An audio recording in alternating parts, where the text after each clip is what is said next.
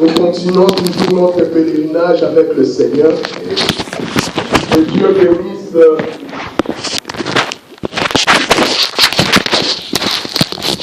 Madame Pascaline. Ainsi la persévérance de la femme. Le problème n'est pas de commencer, mais le problème c'est de finir aussi avec Dieu. Parce que même Paul dit, pour copier le nom de Dieu, il faut regarder sa face. Amen. C'est-à-dire pour imiter quelqu'un, il ne faut pas simplement regarder comment il a commencé, mais il faut regarder aussi comment il a fini. Amen. Parce que les apôtres du Christ sont le modèle parce qu'ils ont bien commencé, ils ont bien fini. Mais moi je crois que si Dieu commence avec quelqu'un, Dieu terminera avec quelqu'un. Si tu vois quelqu'un finit mal, c'est qu'il n'avait pas commencé avec Dieu. Quand Dieu commence une œuvre, Dieu doit la terminer. Parce que ce jour-là, le Seigneur Jésus se pose la question. C'est lui qui veut bâtir une maison. Donc, on commence à voir, évaluer ses moyens. Ce n'est pas comme les gens de la terre. Tu vois quelqu'un qui commence une maison comme ça. Après un temps, après des années, il n'a plus de moyens. Et la ville maison reste un chantier. Non. Il n'est pas question de Dieu. Dieu nous dit pour bâtir une maison, premièrement, l'homme doit s'asseoir. Évaluer ses dépenses. Pour ne pas commencer une construction et ne pas l'achever. Comme notre Dieu fidèle. Comme il a commencé avec nous à la Pentecôte, il marchera avec nous jusqu'à l'enlèvement. Amen. Amen. Un jour, le peuple d'Israël a péché. Le peuple d'Israël s'est mal comporté. Et Dieu voulait exterminer ce peuple. Le serviteur Moïse fidèle, qui connaissait Dieu, parce qu'il faut comprendre la faiblesse de Dieu. Dieu est faible devant sa parole. Moïse dit, mais que diront ces nations? Il était simplement capable d'arracher ce peuple de l'Égypte et incapable d'amener ce peuple jusqu'à Canaan. Parce que ta promesse disait, Dieu dit à Abraham, je prendrai ta postérité et je l'amènerai sur la terre promise. Tu vas te contredire, Dieu a dit oui, comme s'il plaît. Il dit non, l'âme qui paie, c'est celle qui mourra. Mais celui qui sera fidèle, je l'amènerai jusqu'à Canaan. C'est Dieu est le même hier, aujourd'hui, éternellement. Amen. Dieu n'abandonne jamais son peuple. Dieu n'abandonnera jamais l'Égypte. Et David a dit, j'étais jeune et j'ai grandi, j'ai vieilli. Je n'ai jamais vu un juste abandonné. Et ses fils mangeaient le pain. Le malheur peut atteindre un juste, mais l'Éternel en délivre toujours. Que Dieu soit béni. Parce que c'est lui qui persévère dans la sainteté. Que Dieu soit béni. Ne perdons pas notre confiance. Parce que c'est lui qui a fait les promesses fidèles. Il n'est pas un homme qui ment. Il est un fils de l'homme qui ment. La Bible déclare que la renommée de l'Éternel s'est acquise par l'accomplissement de ses promesses. Si aujourd'hui tu connais le nom de l'Éternel, la Bible nous dit c'est parce qu'il a accompli ses promesses. Toutes les promesses qu'il a fait à Abraham, Dieu les a accomplies. Et il dit dans le livre d'Ésaïe, de qui suis-je héritier? Si tu fais un pacte avec Dieu, sache-le que Dieu l'accomplira toujours. Raison pour laquelle il dit à un homme, il dit à l'homme, ne fais pas un vœu à l'Éternel, mais si tu fais un vœu, tâche de l'accomplir. Parce que moi, l'Éternel, j'accomplirai tout ce que je prie. Amen. Que notre Dieu nous fasse du bien. Nous continuons toujours notre pèlerinage avec le Seigneur. Le dimanche passé, nous avons parlé d'une chose très capitale, de l'offrande. Nous avons touché Exode chapitre 25, la construction du tabernacle. Nous avons dit que dès le commencement, le souci de Dieu était associé avec l'homme. Quand il a créé l'homme, il donne à cet homme la responsabilité de garder et de cultiver le jardin d'Éden. Et chaque soir, Dieu venait pour communiquer avec l'homme. Donc le souci de l'homme, de Dieu, était d'être en relation perpétuelle avec l'homme. De communier tout le temps avec l'homme. Mais il y a quelque chose qui a rompu cette relation qui est le péché. Parce que la Bible déclare que sa main n'est pas forte pour toucher. Mais ce qui sépare l'homme de Dieu, l'homme avec Dieu, c'est le péché. Le péché a fait que Adam soit chassé loin de la face de Dieu. Mais Israël marchait. Dieu voulait habiter parmi les Juifs. Il appelle son serviteur Moïse. Il dit, Moïse, viens, va vers ce peuple, va récolter l'offrande entre les mains de ce peuple, mais à condition de celui qui donne avec un bon cœur. Parce qu'il faut servir Dieu de bon cœur. Un serviteur de Dieu digne est celui qui sert Dieu spontanément. Ça, une poussée humaine. Ils ont construit ce tabernacle. La Bible déclare que Dieu a quitté le ciel. Dieu est venu, Dieu a habité au milieu de ce peuple par le tabernacle. L'arche de l'alliance, c'était Dieu parmi Israël. Quand Israël voulait livrer un combat, si l'arche arrive dans le lieu de combat, Israël était dans la joie. Il disait que l'Éternel est parmi nous.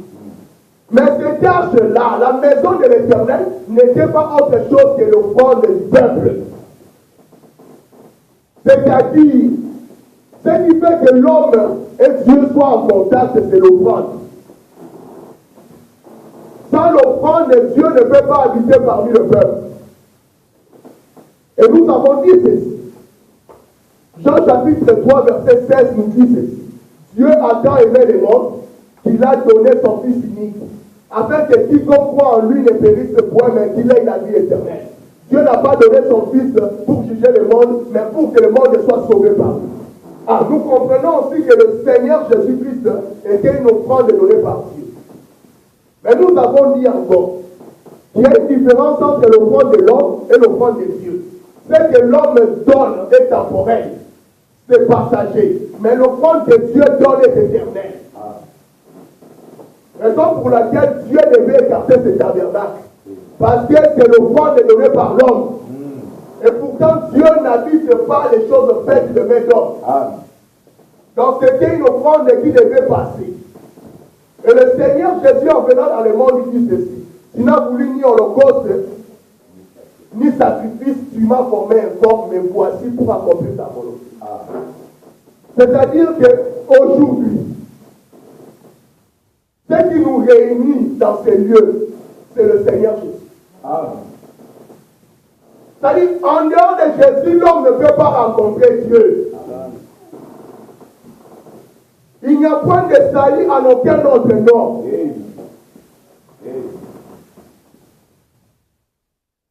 Et nous avons ajouté. Parce que Dieu ne te demandera pas quelque chose que lui ne peut pas le faire. Avant de te demander quelque chose, Dieu commence à être premièrement lui-même le modèle. C'est ça même le vrai mariage. Parce que nous expliquons le mariage terrestre par rapport à l'homme, à Christ et l'Église. Quand on dit un chef est premièrement le modèle de celui qui le suit. L'homme est premièrement le modèle de la femme. Si tu veux que la femme soit humble, il faut montrer les signes d'humilité. Si tu veux un jour que la femme commence à demander pardon, si tu gardes, il faut être capable de lui demander pardon.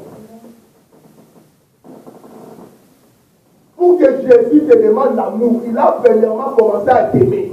La Bible nous dit qu'il nous a aimé le premier. Pour nous demander d'être humble, parce que la Bible dit, Dieu résiste aux orgueilleux et il fait grâce aux humbles. Il a commencé lui-même à être humble. Et Paul nous dit ceci. Ayez le sentiment qui était en Christ.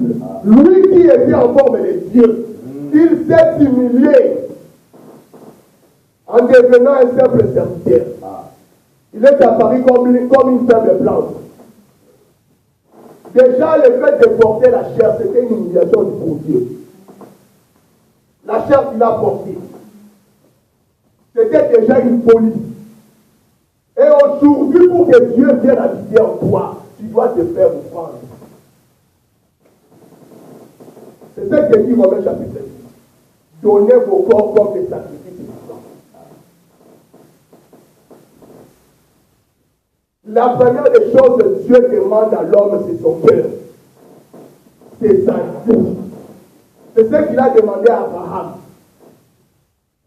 Quand il dit à Abraham, Abraham, donne-moi ton fils unique que tu aimes, Isaac.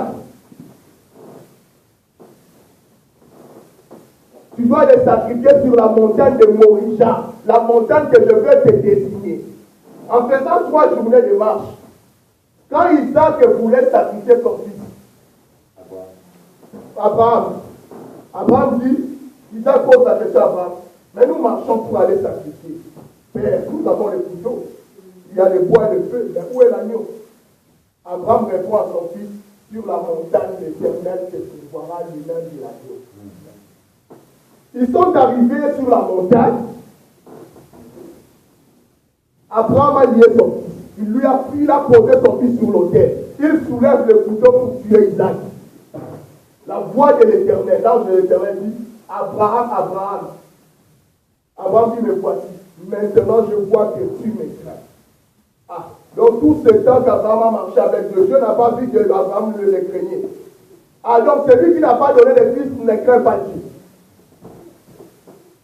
Dans ces jours-là, Dieu a compris qu'Abraham avait la crainte de l'Éternel. Et Dieu ajoute, parce que tu n'as pas refusé de me donner ton fils. On peut poser des questions. Bien que nous avons besoin aussi de l'argent pour servir Dieu. Parce que Josué dit que moi et l'Éternel, nous servirons l'Éternel. Moi et ma maison. Parce que même dans les conditions difficiles, parce qu'Israël a construit le tabernacle en plein été. Même en Israël, tout le monde ne donnait pas de la même façon. Les riches donnaient le taureau. Il y avait ceux qui donnaient les terrains de pauvres. Ceux qui étaient encore plus pauvres donnaient la farine. Donc Dieu savait que chacun selon ses besoins, il pouvait servir l'Éternel. Mais Dieu pose à Abraham. Il dit que je vois que tu me crains. Parce que tu n'as pas refusé de me donner ton fils. Nous avons dit que ce que les gens enseignent partout là, que donner vos Isaac, ça n'a rien à voir avec la parole de Dieu. Parce que Isaac n'est pas un objet. Isaac n'est pas une télévision. Isaac n'est pas une voiture. D'ailleurs, on t'a demandé Isaac partout. Tu étais au Congo, on t'a dit donne ton Isaac. La chose qui te coûte cher, tu as donné. En Belgique, on t'a demandé l'Isaac. En Hollande, on t'a demandé de donner ton Isaac. Ma femme avait qu'un seul Isaac. Mais toi, tu as combien d'Isaac? Pour dire que ça, c'est une mauvaise interprétation. Nous avons dit ceci. Quand Abraham voulait tuer Isaac, Dieu présente un bélier.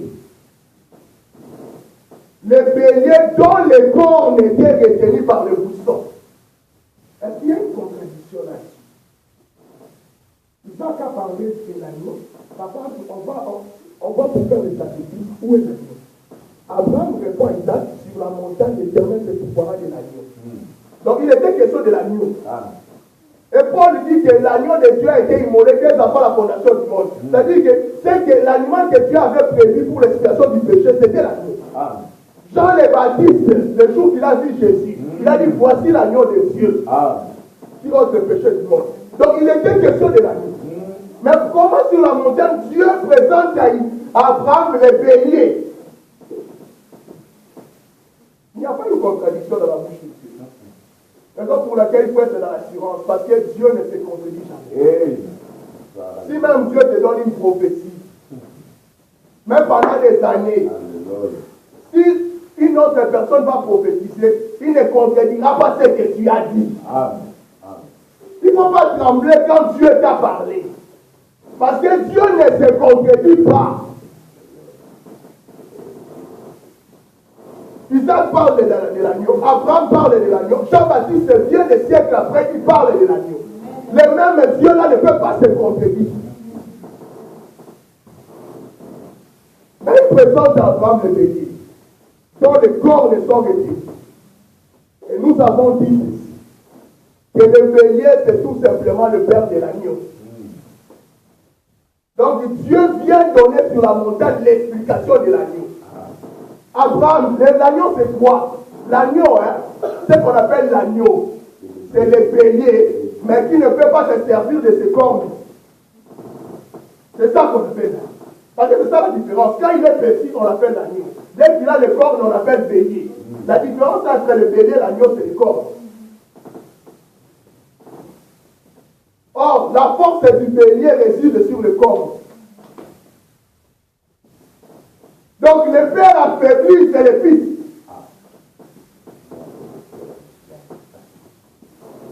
Quand le père est incapable de faire du mal, c'est-à-dire qu'il est devenu fils.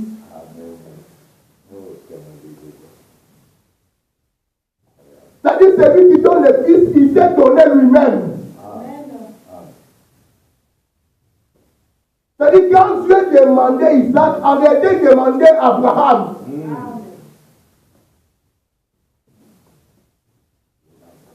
Quand je te dis, la Bible dit donne ton Isaac, c'est-à-dire Dieu demande de ta fille. Tu dois te donner toi-même. C'est ça la première offrande. L'homme donne sa vie à Dieu.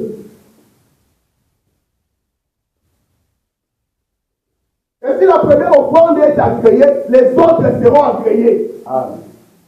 Amen.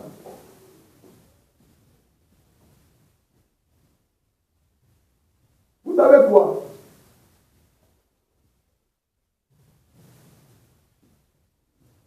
Il y a le principe naturel de la vie. Quand tu donnes à Dieu le matériel, Dieu te le rendra. Parce qu'il y a des choses qu'on ne prie pas. Si tu veux avoir la bénédiction matérielle, il faut savoir partager tes vies avec Dieu. Même si tu fais des gênes, mais si tu ne sais pas partager tes vies avec Dieu, tu ne seras pas béni. Tu vas faire des prières et tu pries. Ouvre les finances, mais si tu ne es incapable de donner à Dieu 1 euro, 10 euros, Dieu ne te bénira pas. Parce que c'est la loi naturelle. La Bible dit aussi longtemps qu'il y aura l'été, l'hiver, le chaud et le froid. La loi de la semaine et de la moisson ne prendront pas fin. Donc pour moissonner, il faut s'aimer. C'est un principe naturel.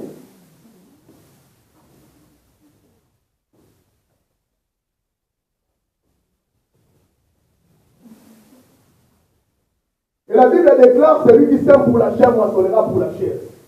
Celui qui sème pour l'esprit moissonnera pour l'esprit. C'est la loi naturelle. Même dans la construction du tabernacle, allons même plus loin, dans la construction du temple, même les païens ont contribué dans ce temple. Le cèdre du Liban ne venait pas d'Israël, venait du Sidon des Tyr de Liban. C'était la contribution de ce roi. Un idolâtre qui adorait plusieurs dieux. Mais il a donné le matériel pour construire le temple. Et Dieu l'a rendu cela. Pour te scandaliser, même une prostituée entre ici, on demande de soutenir l'œuvre de Dieu, il le fait. Dieu va la bénir. Mais cela ne veut pas dire que Dieu lui a donné le salut. Mais pour avoir le salut, il doit abandonner la prostitution. Parce que sans la sanctification, personne ne verra le Seigneur. Il faut faire la part des choses.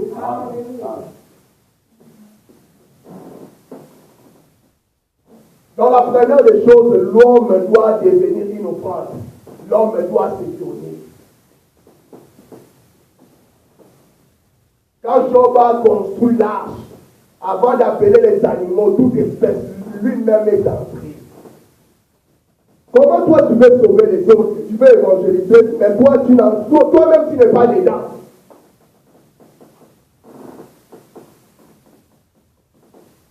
Si tu veux que les autres puissent te suivre, tu dois être dedans. Un prédicateur qui veut que sa prédication puisse convertir le fidèle, ce prédicateur-là doit être premièrement converti. C'est ce que Paul dit à Timothée. Veille sur ton enseignement pour que tu te sauves toi-même et pour sauver ceux qui t'écoutent. Il dit à Timothée, ce que tu as vu de moi, ce que tu m'as vu faire, fais-le et la bénédiction de l'Éternel sera sur toi. allons parler d'une très petite chose. Nous ne serons pas longs. Prenons nos Bibles.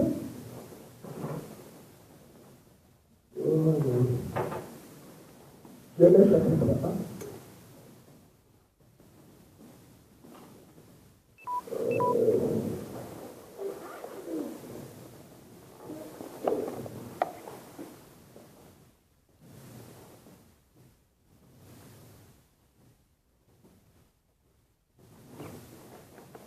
Donc, Dieu va lire le verset 9 et 10.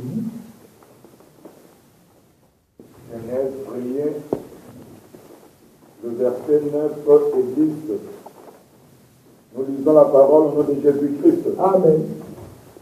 Dieu dit que les eaux qui sont au-dessous du ciel se rassemblent à un seul lieu, à un seul endroit, et que le sec apparaisse. Amen. Et cela se passa ainsi.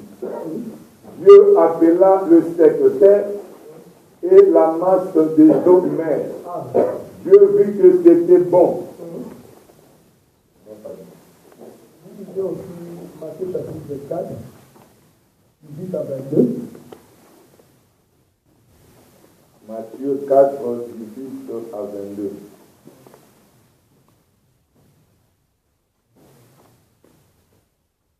Comme il marchait le long du lac de Galilée, il vit deux frères, Simon, appelé Pierre, et son frère André, qui jetaient un filet dans le lac. C'étaient en effet de pêcheurs. Il leur dit, suivez-moi et je ferai de vous des pêcheurs d'hommes. Aussitôt, ils laissèrent leur filet et les suivirent.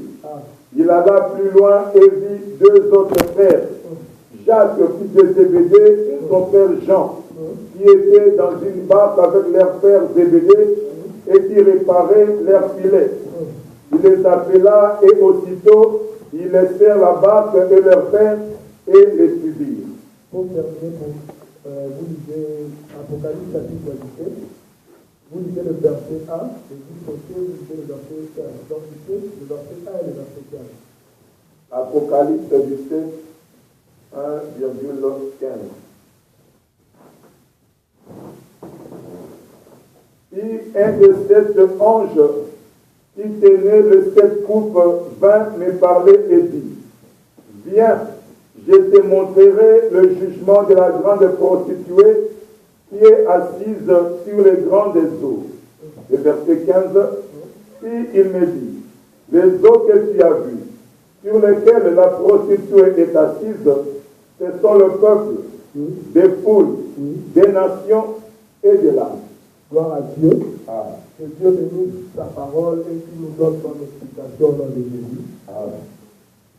La Bible nous montre l'œuvre du commencement, c'est-à-dire la création. Ce qui retient mon attention, c'est le troisième jour de la création. La Bible déclare au commencement, il y avait les eaux dans la surface de la terre, l'Esprit de l'Éternel mouvait sur les eaux. Le premier jour, Dieu a créé la lumière. Le deuxième jour, Dieu a séparé les eaux d'en bas et les eaux d'en haut. Et le troisième jour, Dieu voulait maintenant entrer en action pour créer l'armée de la terre. Mais ce qui retient mon attention, Dieu avait besoin de la terre pour s'en servir. Mais la terre était engloutie dans le eau.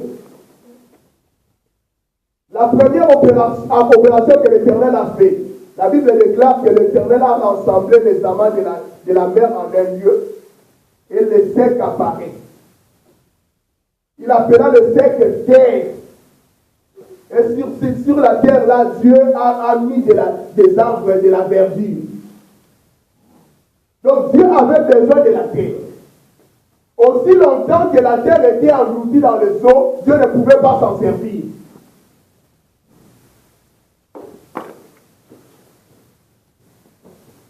Parce que tout ce que Dieu fait, c'est un enseignement.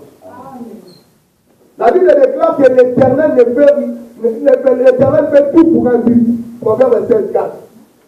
Même les méchants pour le jour du malheur. Dieu ne peut pas faire un geste qui manque d'explication. Gardons nos enfants, nous sommes aussi. C'est-à-dire que même la création de l'Éternel, même la création de 7 jours de Genèse chapitre 1, c'est un enseignement pour nous. Dieu a séparé la terre et la mer pour créer. Il dit à Adam, tu es poussière et tu retourneras à la poussière. Donc parler de la terre, c'est l'homme. Or parler de la mer, c'est ce que dit dans le livre de l'Apocalypse. On voit la grande prostituée Babylone, ce n'est pas notre sujet, qui était assise sur les grandes eaux. On pose la question à Jean. Tu connais l'explication de ces eaux? Là, Jean dit, je ne connais pas. Et on donne l'explication à Jean. Tu vois les eaux là que tu as dit. Ce sont les langues, les nations et les peuples. Donc parler des eaux, c'est parler du monde. Aussi longtemps que l'homme reste dans le monde, Dieu ne peut pas travailler avec cet homme.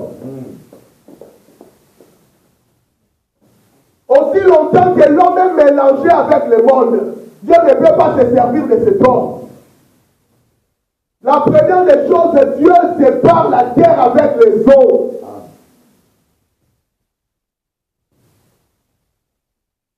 Parce que la foi, c'est le mouvement. La foi, c'est le déplacement. Parce que notre père de la foi, c'est Abraham. On ne peut pas croire en Dieu différemment d'Abraham. Pour comprendre c'est quoi la foi, tu dois observer la marche d'Abraham. Ce n'est pas pour rien qu'on l'appelle le père de la foi. Un homme qui vivait en Mésopotamie, là où il y avait plusieurs divinités. Dieu aussi pouvait se servir d'Abraham en Mésopotamie. Mais pourquoi Dieu a demandé à Abraham de se déplacer? Pourquoi? Pourquoi Abraham devait se déplacer, quitter sa famille, son peuple, la nation là où il y avait plusieurs divinités? Et la Bible déclare que tous qui ont la foi sont fils d'Abraham et croyants. Donc tu dois croire en Dieu de la même manière qu'Abraham. Donc si tu crois en Dieu, on doit constater dans ta vie le déplacement.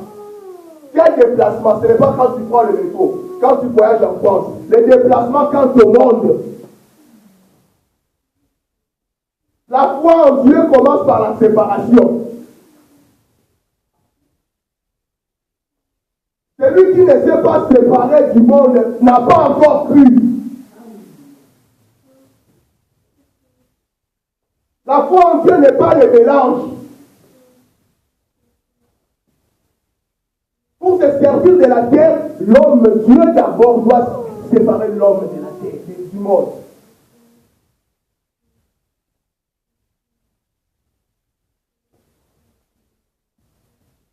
Tirer la terre des eaux.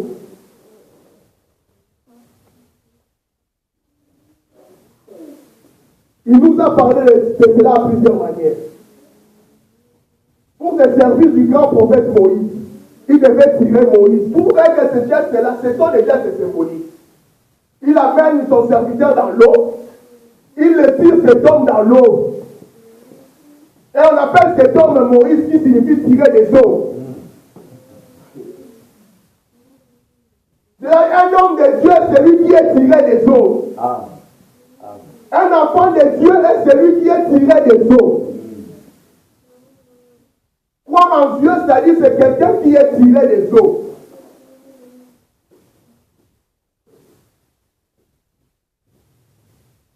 C'est-à-dire celui qui se fait ami du monde se fait ennemi de Dieu. La foi, c'est le détachement. La foi, c'est la séparation. Dieu a rencontré Abraham. Il a fait de belles promesses à Abraham. Mais pour se servir d'Abraham, il a demandé à Abraham de se déplacer. Vas-y. Un endroit que tu ne connais pas la destination. La foi, c'est la folie. Il allait comme ça, il ne connaît pas la destination. C'est Dieu qui connaît la destination. C'est-à-dire, tu vois dans un endroit, il y a quelqu'un d'autre qui t'équipe. C'est comme ça la foi. Si tu dépends de quelqu'un d'autre, si tu te dis qu'aujourd'hui tu restes des jours, tu restes des jours. Mais toi, ton problème, c'est de marcher. Mais il y a quelqu'un d'autre qui détient les bâtons de commandement. C'est ça la marche d'Israël. Et leur problème, c'était de suivre la colonne de feu de nuit. Si la colonne s'arrête pendant 3 mois, il s'arrête 3 mois. Le campement. C'est le Dieu qui connaît la destination. C'est ce que Jésus a dit à Nicodème. Quelqu'un qui est né de l'esprit comparable au vent. Tu vois qu'il y a le vent, mais tu ne sais pas d'où il vient et où il va. C'est cela, un enfant qui est né de l'esprit. Jésus dit à Pierre, quand tu étais enfant, c'est toi-même qui t'es saigné la ceinture. Tu prenais ta ceinture, tu le mettais. Est-ce que Jésus parlait de la ceinture que je vois là-bas? Et quand tu seras grand, donc Jésus dit à Pierre, tu n'es pas encore riche. Ah Jésus. Quand tu seras grand, or charnellement, quand nous prenons la chair, selon la date de naissance, parlons à la manière des hommes. Pierre était plus âgé que Jésus. Pierre dit, Jésus dit, quand tu étais enfant, c'est toi-même qui mettais ta ceinture. Mais quand tu vas grandir, quand tu seras grand, mais pourtant cet homme était déjà grand en âge comme ça. Mais on peut être grand naturellement, mais on est petit. Quand tu seras grand, Pierre, quelqu'un d'autre va serrer ta ceinture et il t'amènera là où tu ne peux pas aller. Il te fera marcher même dans le chemin, tu ne peux pas aller. Il veut te faire marcher sur les épines, tu vas marcher. C'est-à-dire la grandeur selon Dieu, c'est l'homme qui se laisse conduire. Quand tu ne te laisses pas conduire, tu n'es pas grand. Ce n'est pas pour rien la Bible déclare que tous qui sont conduits par l'Esprit de Dieu sont fils de Dieu. C'est-à-dire un fils de Dieu, c'est quelqu'un qui se laisse conduire. Être grand, c'est quoi? Donc Jésus parlait des jours de la Pentecôte. Alors avant la Pentecôte, Pierre était encore petit. Donc tout celui qui a le Saint-Esprit est grand. Tu peux avoir 80 ans, selon la chair. Si tu n'as pas le Saint-Esprit, tu n'es pas grand. Au bout de terminer nous on va marcher. Dieu ne voit pas les choses à la manière des hommes. La grandeur selon Dieu, c'est l'Esprit de Dieu. On est grand quand on reçoit le Saint-Esprit. Quand Jésus disait à Pierre, quand tu seras grand, Jésus parlait des jours de la Pentecôte.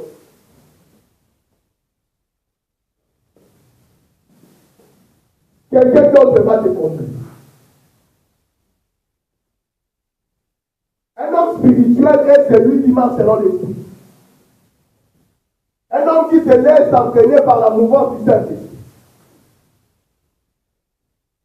Comme ces dieux-là ne se contredisent, j'aime Dieu parce qu'il ne se contredit pas. La Bible est merveilleuse, frère. Si tu comprends la Bible, ce qu'il a fait les jours du commencement, tout au long de la Bible, il ne fait que le répéter. Pour créer, il sépare la terre avec les eaux. Pour appeler Moïse, il appelle Moïse dans les eaux.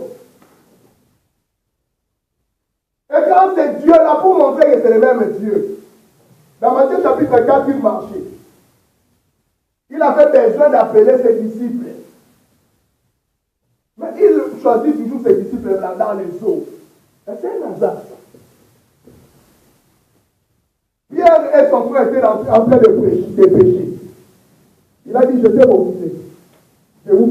Dès aujourd'hui, je vous ferai le pécheur d'homme. Il fait encore quelques pas. Il rencontre encore des disciples, les fils de Zébédée, Jean et Jacques. Toujours dans la mer.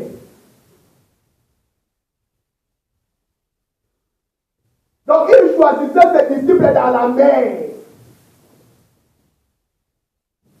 Pour montrer qu'il ne faisait que tirer la terre des eaux. Il faisait l'œuvre du commencement. Amen. Il est le même hier, aujourd'hui, éternellement. Amen.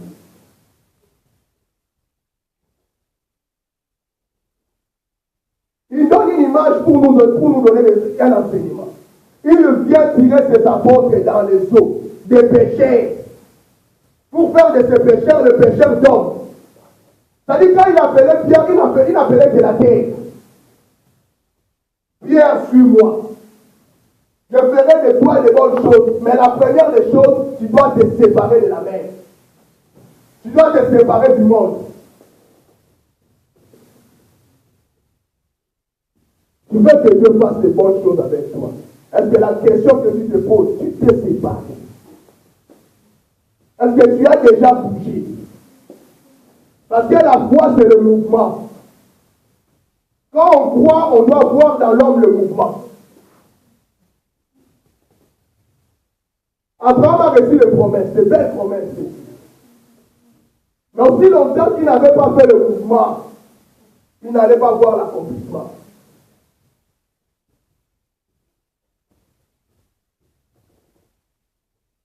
Le problème avec Dieu, c'est le mouvement. Que tu sois tiré. Que tu fasses un mouvement. Tu as des belles promesses de l'Éternel. Parce que les gens croient que Dieu c'est un menteur. Dieu ne ment jamais.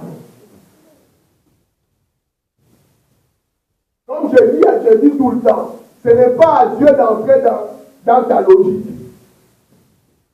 Parce que dans l'homme, il y a la confusion. Dieu ne peut pas se conformer dans ta logique. C'est à l'homme de se conformer dans la logique de Dieu.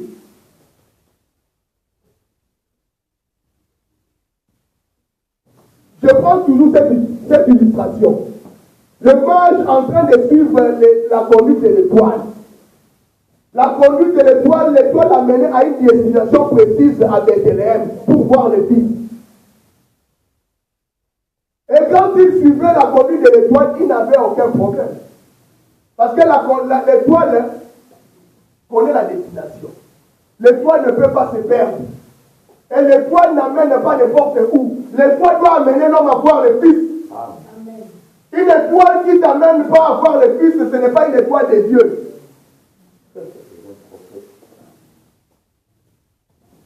Ce n'est pas pour rien la Bible déclare que ces jours-là, Simeon, divinement averti par le Saint-Esprit. Il avait la promesse, mais il a été divinement averti par le Saint-Esprit d'aller dans les temples ces jours-là. Pour quelle raison? Pour voir les fils. Dieu ne se contredit pas. Donc nous comprenons que l'étoile, c'est le Saint-Esprit. Le Saint-Esprit n'amène pas n'importe où. Le Saint-Esprit doit t'amener pour voir Jésus. Un esprit qui ne glorifie pas Jésus ne vient pas de Dieu. Un esprit qui ne parle pas de Jésus ne vient pas de Dieu. Si tu vois un homme de Dieu se lève pour parler de lui-même, n'est pas un homme de Dieu.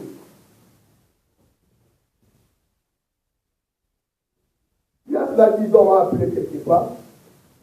J'ai été invité la même séminaire. Il y a un grand homme de Dieu, selon le nom du son nom est connu à Kinshasa. J'étais assis. Cet homme a commencé à parler. Dans quelle année Dieu m'a amené au Brésil? J'étais comme ça, Dieu m'a donné des villas. Si tu entres chez moi, il y a toutes sortes de belles voitures. En commençant par des Dieu, des Porsche et tout ça. Dieu m'a fait ceci. Il a parlé de ses biens. Et il a fini sa prédication. Et c'est fini. Donc, depuis qu'il était là, il a parlé de ses biens. Et il finit la prédication, il me demande encore l'argent. Mais toi, tu as des villas, des Porsche, des Ferrari. Mais moi, je n'ai pas ça. Tu me demandes comment? Ah, nous comprenons tout simplement, il n'est pas animé par l'esprit. Parce qu'un homme de Dieu ne peut pas parler de lui-même.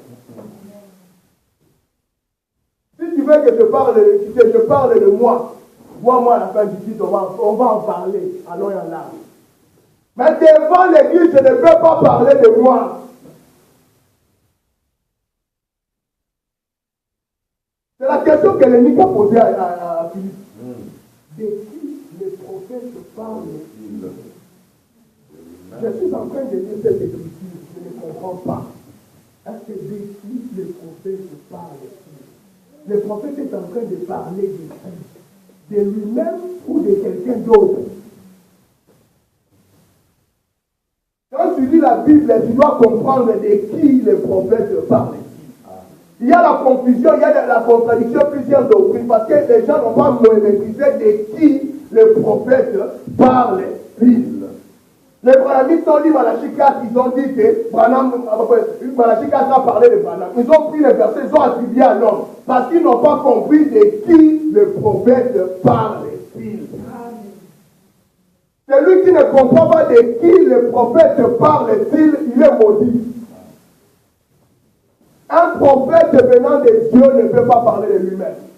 Un envoyé parle toujours de celui qui l'a envoyé. Le Seigneur Jésus a dit, lorsque le Saint-Esprit viendra, il ne parlera pas de lui-même. Il va vous rappeler tout ce que moi j'ai enseigné. Il va me glorifier. Le Saint-Esprit doit glorifier Jésus. Quand tu vois un homme de Dieu se lève, il ne glorifie pas Jésus, il ne faut pas faire des dessins dans la tête. Comprendre que ce n'est pas l'Esprit de Dieu qui l'anime.